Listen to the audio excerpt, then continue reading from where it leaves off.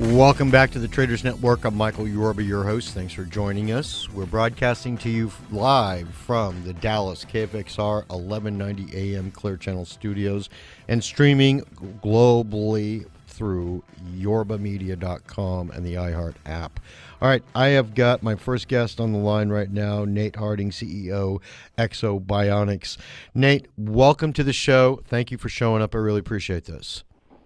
Well, it's great to be here, Michael. Thank you very much for having me. All right, my pleasure. All right, you've got a publicly traded company, and I believe the symbol is is it EKSO? That's correct. All right, and let me back up just a little bit. You've been in this industry for a while. You're the co-founder and CEO of this company. Let me back up a little bit and allow you to introduce yourself to our audience, what you do, and also what your company does. And by the way, remarkable work. I really appreciate what you're doing. Okay, well, we really see the world as facing a gigantic wave of human augmentation that's coming, and it's been enabled by the IT revolution, which has enabled a really rich interface between man and machine. And so you're going to see really exciting things coming. You're going to see people jumping higher, running faster, and I think it'll all culminate kind of with the grandmother you see in the mall in her hip new Ekso pants, and now she's got the ability to walk around the mall that she felt too tired to do before. And all that said, how we got started in this is we created things called human exoskeletons for the U.S. military under DARPA grants, and these devices help soldiers carry loads. And did it with never before power consumption levels. And that's what got us started. Along the way, we realized that we could really help out in the medical community, and we created the device Ekso that people may have seen in hospitals near them, that it can get complete paraplegics up and walking for their health and wellness, but it also is a fantastic device that you can strap on and get gait training so that you can relearn how to walk after a neurological event like a stroke or a brain injury or something like that. And it's essentially a wearable robot that you strap on. It has robotic legs, and it can do everything you may not be able to do with your own legs. Well, you actually, Ekso is the pioneer in this field, aren't you? Yes, I really think that's an accurate statement. We're definitely the leader. If you go in hospitals and top rehab centers in North America and Europe right now, you'll definitely see that we're the leader in this very new field. And just to embellish your background just a little bit, you've got 5 U.S. patents and another 8 pending. What are all these patents for that you've got to your credit? So I've taken part in most of the patents in an earlier automation business I was involved in, and also in this business, where I've been able to contribute to the team ideas.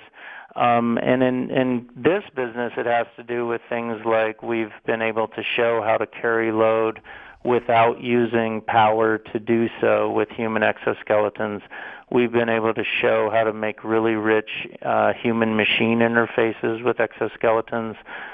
We've done some control tricks that allow the machine to variably assist people when they walk, so that the machine only provides a little bit of assistance, things like this. Okay, all right. Now I'm looking at your stock right now. You've had a move from last year, I should say, in the February area, I guess recently, somewhere around 2, rallied right up to about $8 and then pulled back to, technically speaking, that's what we do here, technical analysis. It's at about a 618 retracement level, and a nice pop today. Somebody decided they wanted to buy this thing. So I can see that, technically speaking, looking at the stock, it's definitely something that all of our technicians their eyebrows are going to pop on this one. Now, that being said, EKSO, ladies and gentlemen, is a symbol. You might want to look this up.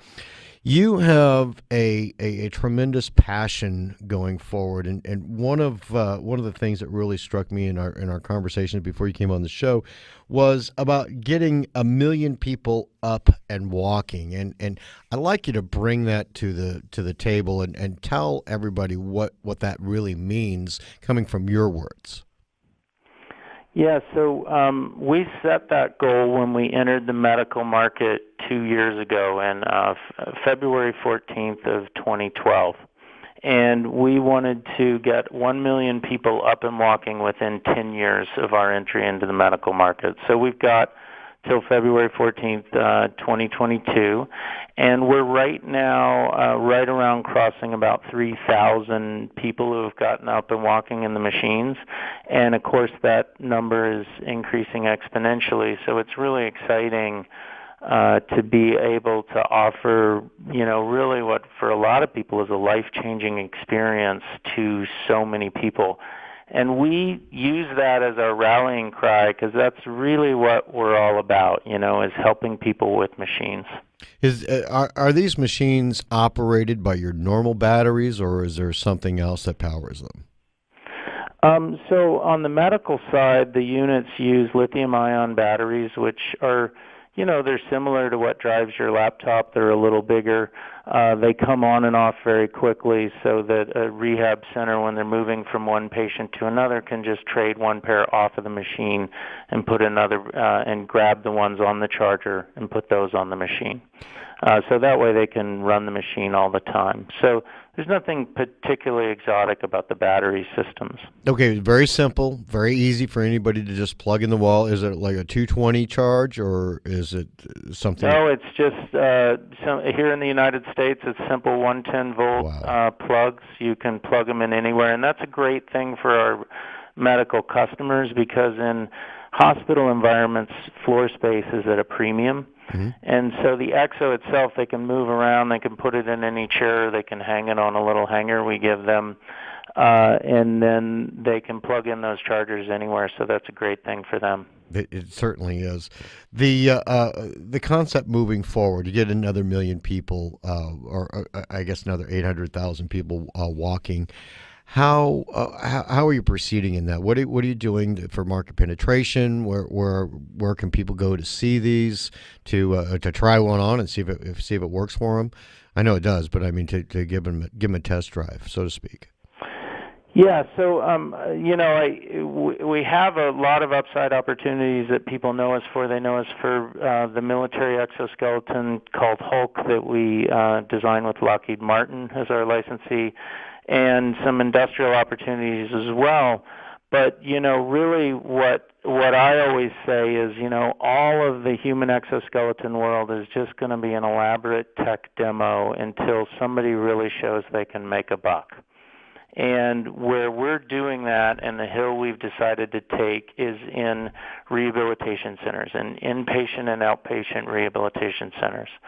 And they have an incredible need for a better way to retrain people after neurological events to walk that won't take as many clinicians to do it, and it won't injure clinicians, and it'll produce better results. And that's really, the hill we've decided to take, and that's what we're doing. So if you look on our website on eksobionics.com, Mm-hmm. you can see all of our institutional customers and where those Eksos are located. So if you knew someone who had a stroke or something, you could drive them to the right center that would have one of our machines so they could have that as part of their therapy. And, we see in that environment and actually an increasing number of opportunities because as doctors are using the machines more and more for stroke patients, it's a great thing for us that there's a mountain of data that shows that stroke responds to early mobilization, and that creates less side effects. So we're starting to talk about it not just as a neurorehabilitation tool, but as an early mobilization tool. And as we win that argument more and more, then it could start to be for all kinds of debilitated patients in the hospital who need some mobilization. Well, And so we see really expanding opportunities, and that's really where our market is right now. I can see that. I mean, I'm on your website and I see North America, Europe, Africa, South America as your distributors. You are already in a global market. Let's do this, Nate. Let's close on this segment today, or for this moment, and come back on the other side, and we'll talk about building your company that with the traditional benchmarks and things of that nature on the other side of the break. Okay. Okay. All right. Sounds great. We'll be right back with Nate Harding, CEO, Ekso Bionics, symbol EKSO, and special thanks to Monk Media and 1-800-PublicRelations.com for all their PR and media support. We'll be right back. Welcome back to the Traders Network. I'm Michael Yorba, your host, broadcasting to you live from the Dallas KFXR 1190 AM Clear Channel Studios. All right, I've got Nate Harding, CEO, Ekso Bionics, symbol EKSO, BIONICS.com for the web address. All right, Nate, let's talk a little bit about your business on this segment. And I understand that you've, aside from being a scientist, an engineering scientist, and building something that's pioneering the way of taking people who can't walk and helping them to walk or making them walk, you've got a business to run. You've got to build a company. You've got shareholders you've got to answer to, and they're all going to hold you accountable for taking care of the business side of this. So if you could walk us through the traditional benchmarks that you've got to live with day in and day out while preparing your pioneering path in a new industry.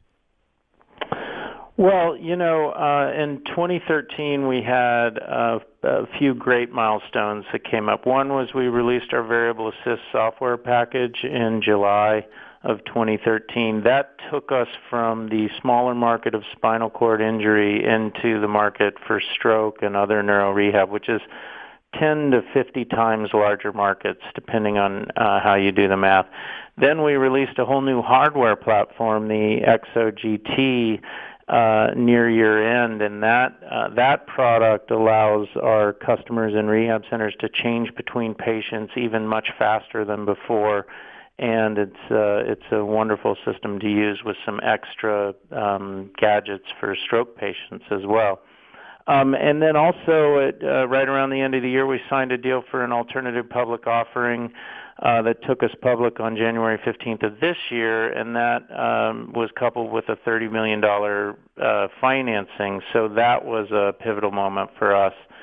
If you look ahead at 2014, one thing we wanted to do was some senior hires in sales and marketing area. We've actually just done two great hires, both of it for a chief marketing officer and also for a VP of sales in the Americas that are really seasoned veterans. We want to, in our Ekso Lab side of the business, which I haven't even really gotten to talk about much yet, which is what we call our engineering services business, where we do grant work and we do contract work for customers that are industrial partners like Lockheed Martin. We want to start two major projects this year there, and we've already been able to kick off the Talos project, which is incredibly exciting for me because the Talos project is the Special Operation Command's $167 million program to get as close to Iron Man as possible in 4 years. And we were the very first company in the world to get a contract because we're seen as the infrastructure that whole suit is going to hang off of, and we're at the center of it. So that's really exciting. And then we'll have to get another major project started up soon, and we'll have more news on that forthcoming. We want to expand our licensing relationships this year as well.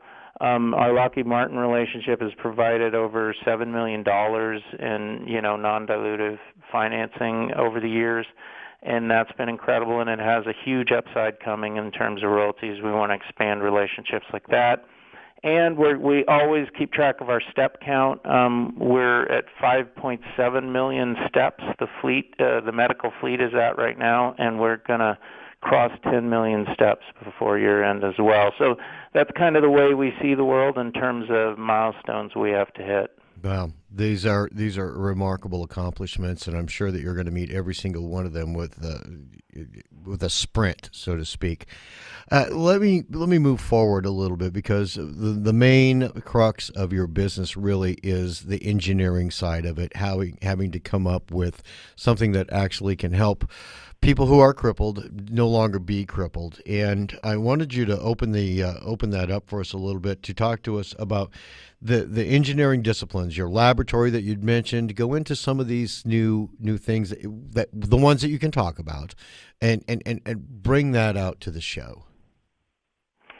You know, I think some of the really exciting things that are going on now have to do in questions of human-machine interface. It's really interesting when you want to provide natural leg movement to someone with complete paraplegia and they really can't move their legs at all. And what we have to do is we have to look at gestures. We call it a gesture-based human-machine interface. That they're doing with their upper body and their pose in order to decide when they need to take steps. And we've got a lot of really exciting work there. On the military side in our Talos project, we've got some incredibly exciting work that shows how to build human exoskeletons that are incredibly comfortable and inherently take load, and they allow us to look forward to things like completely unactuated exoskeletons that could be very cost effective. They could be hanging on the rack in an REI store next to the backpacks, and they could allow somebody like me who has a bad disc in his back to go backpacking with a 40-pound pack again.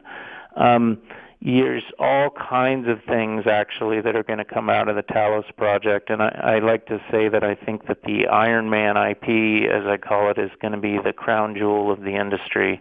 And so getting that program started up is a huge thing for our Ekso Labs unit. Tell me, our audience doesn't know what Iron Man IP is. What is it? So it's what I call all the IP that will come out of this project, which is really literally envisioned to get as close to Iron Man, the movie, suit as we can in a 4-year period. Okay, tell me how close you think, because I saw the movies. Tell me how close you think you can get to. Because that's pretty far fetched. But tell me how close you can get to that. Well, of course, flying is out of the question. Right. There's also one of the things. If you have a engineering or scientific mind at all, when you look at those movies, you realize that the amount of energy that's being put out by the suit itself when it's doing some of those incredible acts of strength is probably impossible to carry in a portable system. But what we can do is we can hang an incredible amount of armor on a person in a way that they hardly notice it, and they won't feel any of the weight. They might feel some of the inertia, but they won't feel the weight, so they can armor up themselves to levels that were completely impossible before. And then, you look at the electronics side and some exciting things we're doing with our other partners on that. And I think you'll see a lot of the kind of the information systems side of the movies will be closer to true than you thought possible. And the mobility, how about that? Because that I can see that could. I mean, it may not weigh anything, but being able to move around and jump and drop when you need to. Are you making strides in that venue? Yeah, that's actually what we're working on most right now, and one of our partners in that effort is Legacy Effects, which actually happens to be the company that designs those costumes for the movie. It turns out they have an incredible amount of ergonomic knowledge that they've developed in making suits that do those moves. And so we're combining our engineers with their artists, and we're really coming up with some exciting stuff. We're also working with Under Armour on that program, and you're going to see, I think, more agility than you imagine possible. Wow. Well, I know that this is going to be extremely popular. My phone is blowing up with all kinds of text messages coming in about, even our Monday show host has chimed in and said that, you need to know that she loves you. She loves your work on this exoskeleton. They have I would imagine that this is something that's one size fits all. What are the parameters for people to be able to fit into the exoskeleton that I'm looking here on your website? Yeah, so that medical exoskeleton right now fits patients from about 5'1" to 6'4" tall, and it can be adjusted, completely changed in shape and size in about 3 minutes to put it on a different person. Wow, that's amazing stuff. All right, I know that you're going to conquer the world with this thing and actually probably save a lot of lives and really relieve a lot of people who thought they could never walk again. One last time for our listening audience, please, contact information so somebody can reach out to you and carry on the conversation. Okay, our website is eksobionics.com. That's EKSOBIONICS. And our phone number is 510-984-1761. And we're on Twitter at Eksobionics. And we also, I wanted to mention that if anybody's interested, we have a charity working with us called Soldier Socks. It's soldiersocks.com.